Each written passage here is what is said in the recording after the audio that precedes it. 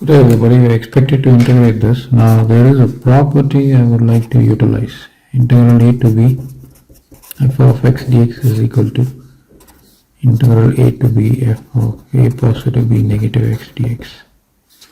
So utilizing this property, if I were to take this as say I and as 1, then utilizing this property I would have my new I as I is equal to negative pi over 4 to pi over 4. So negative pi over 4, positive pi over 4, negative x divided by 2 negative cos 2 of negative pi over 4 positive pi over 4 negative x times the dx. Okay, so what we can now do is perform some rearrangements. Okay, that's exactly what we have to do. Now there is one more pi over 4 that has to be replaced here. Okay, because in place of x we replace x by a plus b minus x, right? So wherever we see x we need to utilize this, but there is also a constant pi over 4, so that has to be replaced. Now positive pi over 4, negative pi over 4, that gets cancelled, so this is going to give me integral negative pi over 4 to pi over 4. And I'm going to write this as negative x because you have this plus, or I would say plus and minus getting cancelled, you have a pi over 4 there. So pi over 4 comes over here and a dx there, and then divided by 2 negative. Now negative pi over 4, positive pi over 4 goes up, so you have a 2 times of negative 2x. Now cosine is an even function, so that negative will have no impact, so it's just cos 2x. Okay, so this is equal to integral negative pi over 4 to pi over 4 negative x positive pi over 4 times the dx divided by 2 negative cos 2x is equal to y. This is my 2. Now what I wish to do, I will add this 1 and 2 together, so this will give me 2 times I.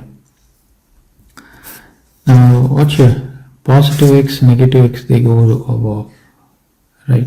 So you have pi over 4 added with pi over 4, that's 2 times pi over 4 times the dx divided by, now the denominator is 2 negative cos 2x, right? So that will stay as it is. So it's going to be 2 negative cos 2x. Okay, so I can reduce this, so this is going to be 1 over pi over 2 can go out, so it's going to be dx over 2 negative cos 2x. Now cos 2x is actually 1 negative tan squared x divided by 1 positive tan squared x. Okay, I'll show you how it is. Now let me show you this equivalence. Now tan squared x is sin squared x over cos squared x, right? So we just replace that, and similarly for the denominator, this is going to be 1 positive sin squared x over cos squared x. You can rewrite this as cos squared x negative sin squared x divided by cos squared x divided by cos squared x plus sin squared x divided by cos squared x. Cos squared x gets cancelled. Now this is nothing but cos 2x formula. Now cos squared x plus sin squared x is 1, so that's equal to cos 2x. Okay, so that's exactly how we can write cos 2x as 1 negative tan squared x divided by 1 positive tan squared x. So having given you that result, we now have pi over 2 integral, the limits are negative pi over 4 to pi over 4 dx over 2 negative of 1 negative tan squared x divided by 1 positive tan squared x. So this is equal to pi over 2 integral negative pi over 4 to pi over 4. The LCM is going to be 1 positive tan squared x. So 2 times of 1 positive tan squared x negative 1 positive tan squared x divided by 1 positive tan squared x, and you have dx there. So you have to flip it. So it's going to be pi over 2 negative pi over 4 to pi over 4. 1 positive tan squared x divided by 2 positive 2 tan squared x negative 1 positive tan squared x. Right. So negative 1 and positive 1 can be added. So it's pi over 2 integral 1 positive tan squared x divided by 2 added with negative 1 is 1, and 2 tan squared x added with 3 tan squared x will give you 3 tan squared x times dx. So this is what you got. Now secant squared x negative tan squared x is equal to 1. So 1 positive tan squared x is equal to secant squared x. So this is equal to pi over 2 negative pi over 4 to pi over 4 secant squared x divided by, now I will just retain 1 positive 3 tan squared x.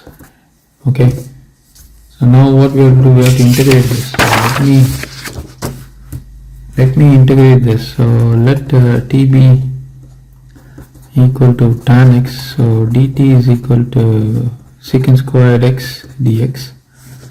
Now when t is equal to negative, or I would say when x is equal to negative pi over 4, t is negative 1.